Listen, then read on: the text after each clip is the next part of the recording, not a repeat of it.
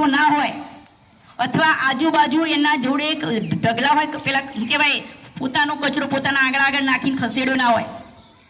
ખાસ કરીને અહીંયા જે રબારી વાસમાં રહે છે એ લોકોએ પેલા ઉકવેડાના પાડે છે ને, ગાય ને ભેંસનું છાણ હોય એનો એક બનાવ્યો હોય ઢગલો, ત્યાં પણ જોજો એટલી માખીઓ બમણતી હશે. કેમ કે રેતીને છાણ બે ભેગું થયું. તો રેતી અને છાણ ભેગી થાય ને ભેજવાળી જગ્યા હોય ત્યાં માખી બેસે અને એ માખી તમારા બાળક, નાના બાળકને કરડે, એનાથી આ રોગ થાય છે. બરોબર? હવે ખ્યાલ આવ્યો? આ રોગ થાય કઈ રીતે? બોલો જોશી.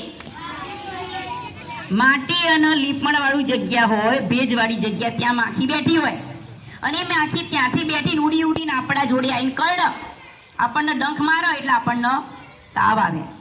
એમાં તાવ ઊંચા પ્રકારનો આવે એટલે કે 100 ઉપર તાવ જાય. જે એના લક્ષણો છે એની વાત કરું છું કે જે આ વાયરસ છે એની માખી કરડવાથી ઊંચા ડિગ્રીમાં તાવ આવે, ઝાડા ઉલટી થાય, એના રોગના લક્ષણો છે. મેં વોટ્સઅપ પણ કર્યું છે, કદાચ વાંચ્યું હોય તો જેનો તાવ આવે એ સામાન્ય તાવ માંડીને બેસી રહેવાનું નહીં. આ તાવ ઊંચા પ્રકારનો આવે છે અને 24 કલાકમાં તો બાળક મૃત્યુ પામે છે. સરકારનું નિવેદન છે કે જેના તાવ આવ્યો એના લોહીનો રિપોર્ટ મોકલાયો અને રિપોર્ટ લોકો આવતા આવતા પેલા બાળક મરી જાય છે. એટલે સામાન્ય તાવ આવો તો તમારા મમ્મીને કહેવાનું કે પહેલા ડૉક્ટરને જઈને લોહીનો રિપોર્ટ ફરજિયાત કરાવવાનો, તો જ